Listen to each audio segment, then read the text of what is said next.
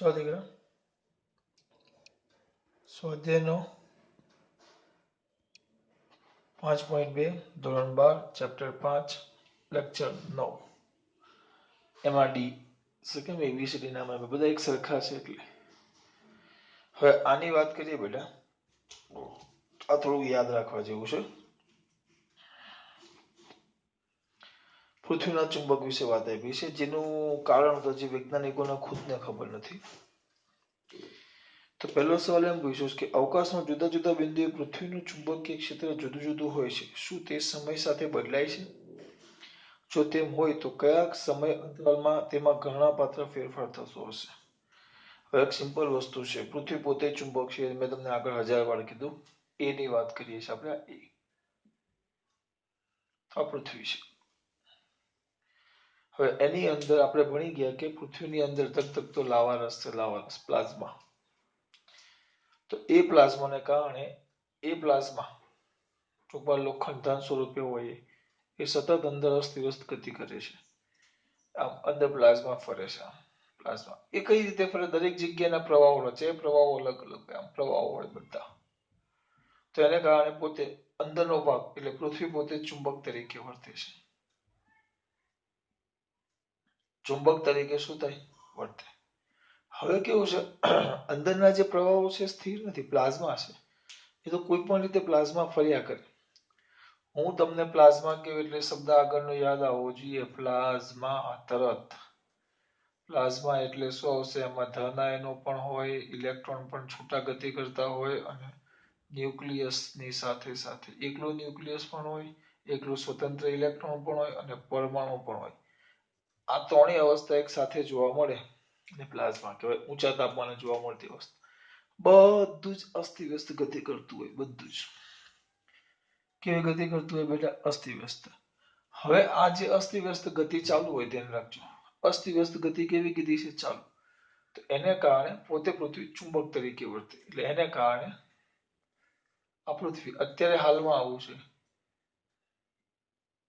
કે ભૌગોલિક ઉત્તર ધ્રુવ અને આ ભૌગોલિક દક્ષિણ ધ્રુવ તો આમાં ઉત્તર કેનેડા પાસે આપણા ચુંબકનો દક્ષિણ ધ્રુવ છે અને એન્ટાર્કટિકા પાસે ઉત્તર ધ્રુવ છે અત્યારે આ રીતે પૃથ્વી ચુંબક છે અત્યારે હાલમાં 100% તો રીઝન ખબર નથી પણ આવું હોઈ શકે છે એવું પણ વૈજ્ઞાનિકો માને હવે આ જે અંદરના પ્રવાહો જે બદલાયા કરે તો આ ચુંબક છે ને એ ધીમે ધીમે ધીમે ધીમે ધીમે આમ બદલાતું જાય આખો ધીમે ધીમે ધીમે ધીમે ફરતું જાય આમ ફર્યા જ કરશે આમ ફર્યા કરે એટલે ચુંબક સ્થિર નથી એ સતત ફર્યા કરે છે અને એ ફરવા માટે કઈ એક દિવસમાં બે દિવસમાં નહીં શતકો લાગે સદીઓ ઘણા વર્ષો લાગે તો અંદર આપેલું જો જવાબ હા તે સમય સાથે બદલાય છે નોંધપાત્ર ફેરફારો માટેનો સમયગાળો લગભગ થોડા શતક વર્ષોનો છે પરંતુ થોડા વર્ષોના ખૂબ નાના સમયગાળા માટે તેનો ફેરફાર સંપૂર્ણપણે અવગણ્ય છે તમે 10 વર્ષમાં જોવા જાઓ તો કાંઈ ફરક ન પડે હા પણ મારા છોકરાના છોકરાના છોકરાની વાત કરો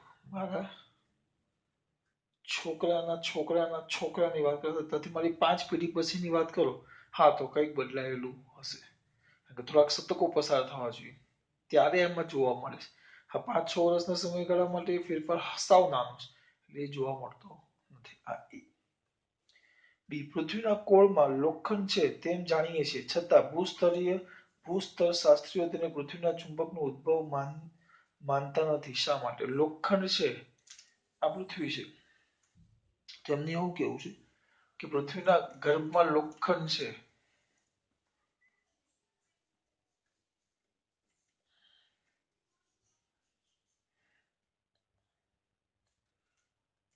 પૃથ્વીના ગર્ભમાં લોખંડ છે આ લોખંડ પૃથ્વીના ગર્ભમાં લોખંડ છે પણ આ જે લોખંડ છે ને એ પ્રવાહી સ્વરૂપ છે ટૂંકમાં પ્લાઝમા પ્રવાહી પણ અર્ધઘન જેવું કહેવાય પ્લાઝમા સ્વરૂપે છે બરાબર પણ ચુંબક આપણે જે ચુંબક વાપરીએ છીએ ને ચુંબક જેને ફેરોમેગ્નેટ કહેવાય ધ્યાન રાખજો આપણે નથી અત્યારે પણ હું ખાલી ટૂંકમાં માહિતી આપું એમાં શું હોય એક આ મોટું ચુંબક લ્યો તો એની અંદર ઘણા બધા નાના ચુંબકો હોય નાના જેને ડોમેઇન કહેવાય આ રીતે આમ નાના ટુકડા પાડો, નાના નાના ચુંબકો, જેને આપણે ડોમેન નાના ધોરણમાં ભણી ગયા હતા. અને એની અંદર આ બધા ડોમેન આમ હોય. આ પદાર્થ ફેરોમેગ્નેટ છે. આવા મોટા ટુકડા ચુંબકો જે અસ્તવ્યસ્ત હોય.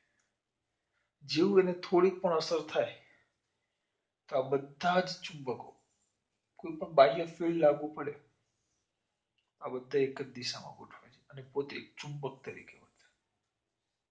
અત્યારે એ ચુંબક નથી, કારણ કે આ બધા અસ્તવ્યસ્ત ચુંબકો છે, નાના નાના.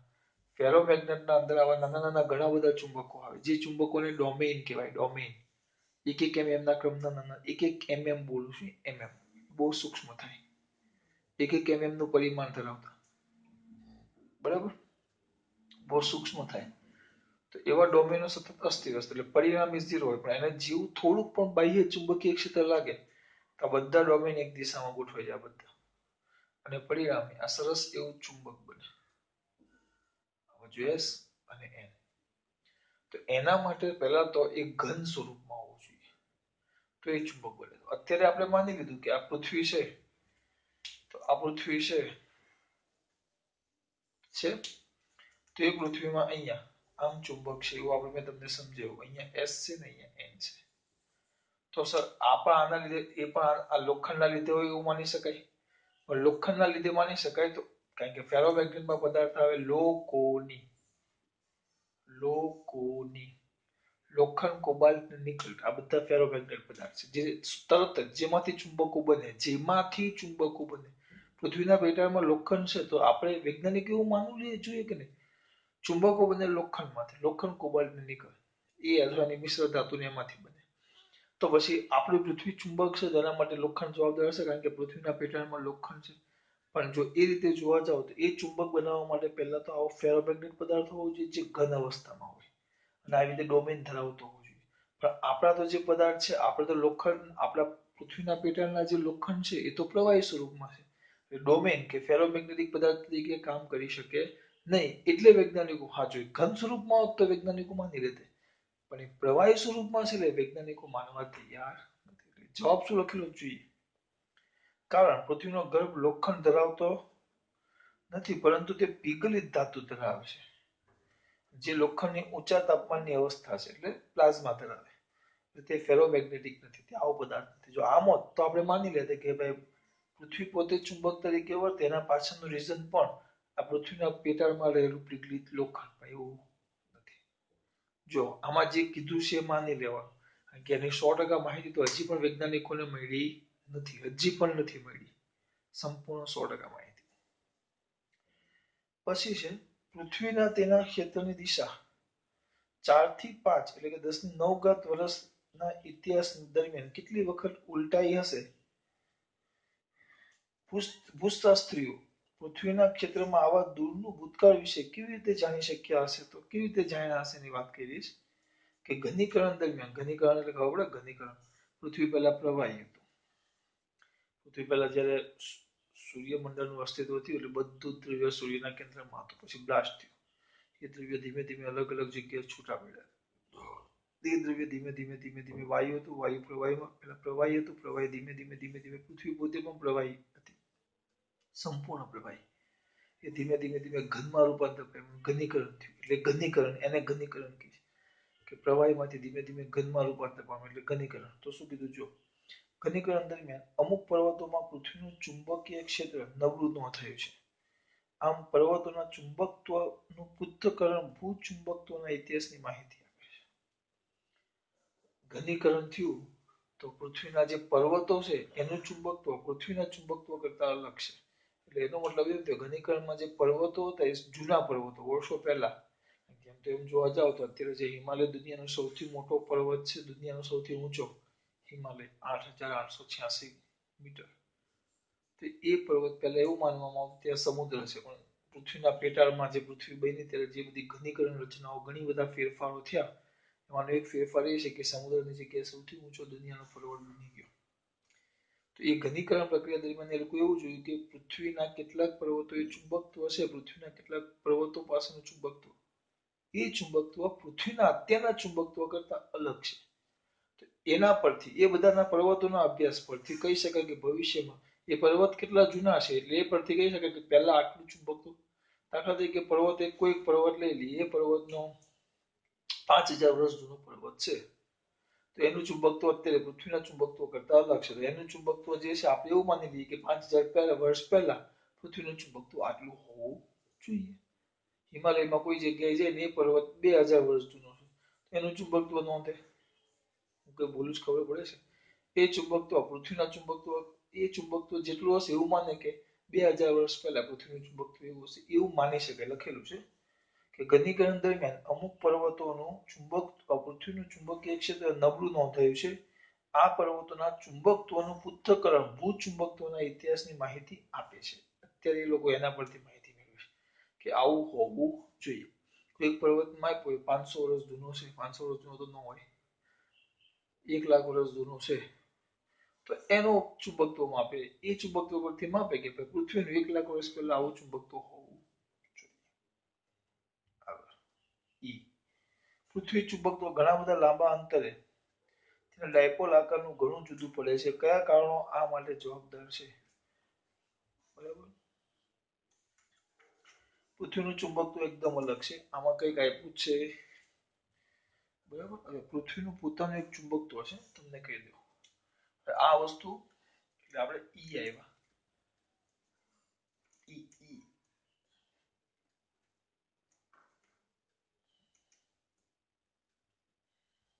શું આવ્યું આપણે? ઈ ઈમાં આમ છે. પૃથ્વી પોતે ચુંબક છે, તમને મને બેને ખબર છે. કેટલી વાર કહેશો? હવે આ પૃથ્વી પોતે ચુંબક છે. હું આગુ પાછું લઈ લઉં છું. આમ આ બાજુ યસ અને આ બાજુ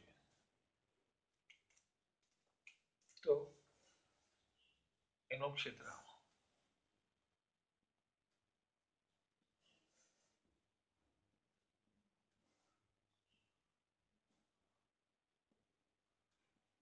આમ પૃથ્વી પોતાનું ચુંબકીય ક્ષેત્ર ઉત્પન્ન કરે છે. આ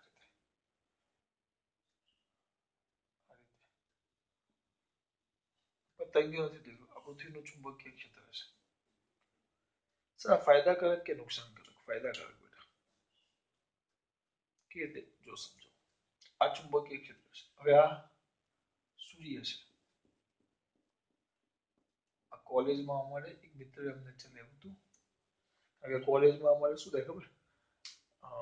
છોકરા અમારે પોતે એક ટોપિકના સેમિનાર લેવાનો. એટલે અમને ભણાવીને સામે સાહેબ બેઠા બેઠા જોતા હોય. તેમાં મારા મિત્રએ ચલાવ્યું હતું. એને સોલર વાઇન કહેવાય. સૂર્યના અંદર સતત સૂર્યનું તાપમાન તમને ખબર છે. સપાટીનું તાપમાન 6000 કેલ્વિન તાપમાન અને ગર્ભનું છે કંઈક 1.5 કરોડ કેલ્વિન તાપમાન. સતત અંદર કંઈક ને કંઈક પ્રક્રિયાઓ ચાલતી હોય. કેટલીક વાર મોટા બ્લાસ્ટ થાય, વિસ્ફોટ, મોટી ઉર્જા ઉત્પન્ન થાય. વિસ્ફોટ થાય એટલે પુષ્કળ ઉર્જા ઉત્પન્ન થાય. પુષ્કળ ઉર્જા ઉત્પન્ન થાય એ ઉર્જા વિકિરણ કોઈક ને કોઈક વિકિરણ સ્વરૂપે પૃથ્વી પર આવે. તો એ વિકિરણો દાખલા તરીકે આમાં આવે છે. આ વિકિરણો છે. આ વિકિરણો આવ્યા.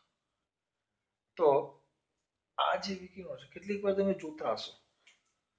કેટલીક વાર શું જોતા હશો કે તમારા ઘરે ટીવી ચાલતી હોય આમ મસ્ત, અને અચાનક જ થોડાક સમય માટે 1-2 સેકન્ડ અથવા તો એના કરતા થોડાક સમય માટે ચેનલ આવતી બંધ થઈ જાય અથવા ક્લિયરિટીમાં ફરક પડી જાય.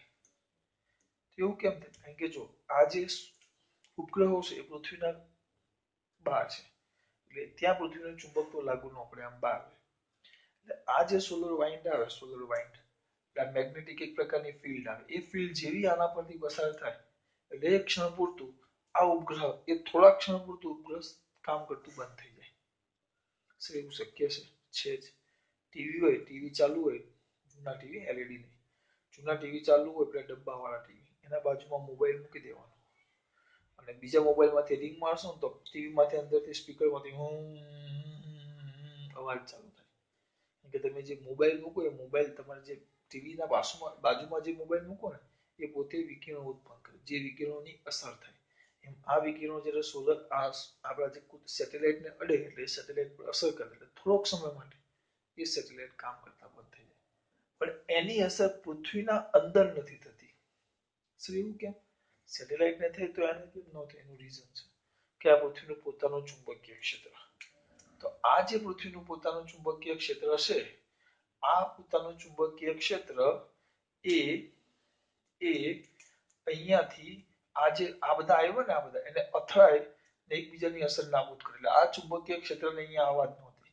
પણ અહીંયા જો, અહીંયા ધ્રુવો પાસે ઓછું છે. જો અહીંયા એન્ટાર્કટિકા પાસે, તો એમાંથી કેટલીક આ જે ક્ષેત્ર રેખાઓ છે ને, અહીંયા અહીંયા અસર કરે અહીંયા. કારણ કે આ બધી આ જે પૃથ્વીનું ચુંબક છે તેની આ ક્ષેત્ર રેખાઓ આ બહારના ક્ષેત્રને આવવા જ નહોતી આ બધી. બરાબર? પણ અહીંયા આમ તમે દોરો તો અહીંયા સુધી છે, પણ આ બે અહીંયા તો અસર ઓછી છે. તો ત્યાં આ બહારનું સૂર્યનું અને કેટલાક બહારના બીજા, એવું નહીં સૂર્ય આજુબાજુ બહુ બધા અવકાશીય પદાર્થો છે, દરેક અવકાશીય પદાર્થ કંઈક ને કંઈક વિકિરણો મુક્ત કરતા હોય. તો એ વિકિરણો અહીંયા બે ધ્રુવો, અહીંયા ધ્રુવો પાસે આવે અહીંયા.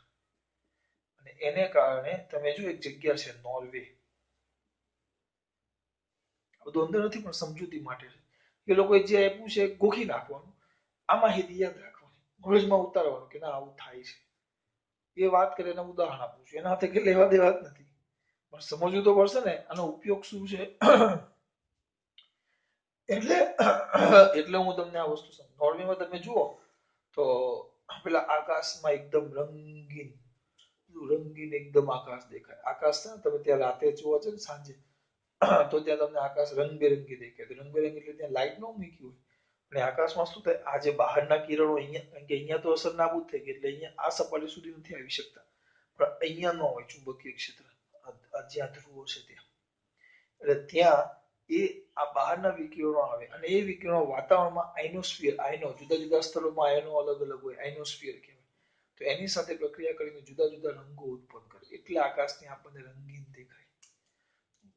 એનું જોયું હોય ઉદાહરણ તો રંગીન આકાશના તમારે કેટલીક વાર ડિસ્કવરીમાં બતાવે છે. ડિસ્કવરીમાં એના વિડીયો બતાવે છે, અથવા તમે પેલું પિક્ચર જોયું હોય તો તારે જમીન પર, ના તારે જમીન પર ક્યાં, કોઈ મેલ ગયા, એની અંદર બતાવે છે. તમે ત્યાં રાતે આકાશ જો તો એકદમ રંગીન દેખાય. અથવા પેલું you have be born, you have be born, એ કરીને કે ડિસ્કવરીમાં પ્રોગ્રામ આવે, એમાં વિડીયો બતાવ્યો, એમાં બતાવે. ખરેખર તે એવું જોવા મળે છે. યુટ્યુબ પર સર્ચ કરશો ને એટલે ખબર પડશે. કમ્પ્લીટ તમને રંગીન આકાશ જોવા મળે. એ ધ્યાન રાખજો. આ વાત થઈ ગઈ નોર્વે. એટલે આમાં હું આવેલું ખૂબ મોટા અંતર હોય. આયનોની ગતિને લીધે ક્ષેત્રમાં ફેરફાર પામે છે. પૃથ્વીના વાતાવરણમાં વધુ અવકાશીય તોફાનો, જેવા કે સૂર્ય પવનોની એટલે મેં સોલર વાઇન્ડ એવો શબ્દ વાપરો, ચુંબકીય ક્ષેત્રમાં દાખલ થાય છે. એટલે આ વાત થઈ. એટલે એમાં આવું ટૂંકમાં આટલું વિધાન મૂકીને બતાવી દીધું છે. કારણ કે આનો કોઈ જવાબ આવે જ નહીં, પણ આ તો મેં તમને સમજાવ્યું કે આ ચુંબકીય ક્ષેત્ર સોલર વાઇન્ડથી આપણને બચાવે છે. ફાયદાકારક છે, આ સૂર્યના બધા સોલર વિકિરણો આપણા પર આવતે, પણ આને કારણે ચુંબકીય વિકિરણો આપણા પૃથ્વી સુધી આવી શકતા નથી, એનાથી આપણને બચાવે છે.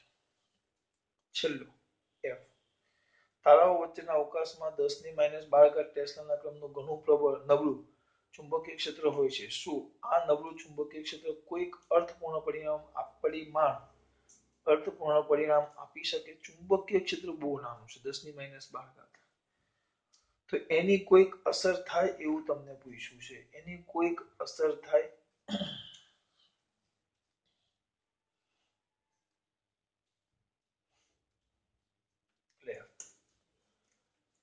આ પૂછી નાખું, સોલર વાઇન્ડ વાળું યાદ રાખજો.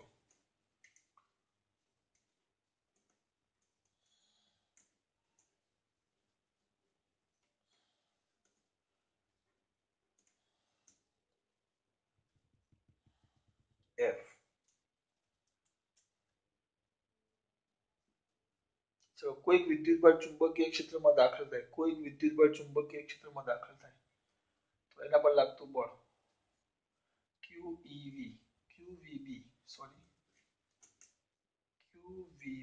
એ જરૂરી એવું કેન્દ્રગામી બળ mv²r પૂરું પાડે. સાયક્લોટ્રોન નો સિદ્ધાંત. તો વી ઉડી ક્યાંક, જે R is equal to m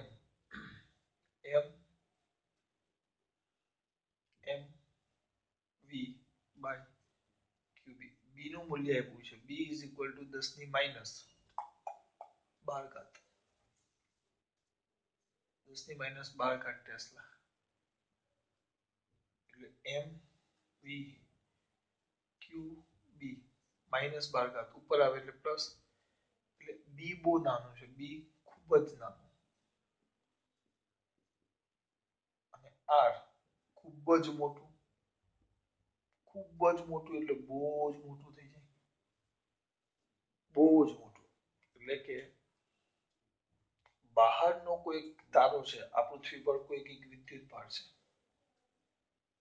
પૃથ્વી પર કોઈ વિદ્યુત ભાર છે ચલો આ એક વિદ્યુત ભાર છે અહીંયા આ કોઈ વિદ્યુત ભાર ક્યુ છે અને અહીંયા આ એક સ્ટાર છે તારો દેખાય છે તારો આ એક સ્ટાર છે જો તારા સાહેબ નથી દેખાતા આવી ગયું ચલો તારો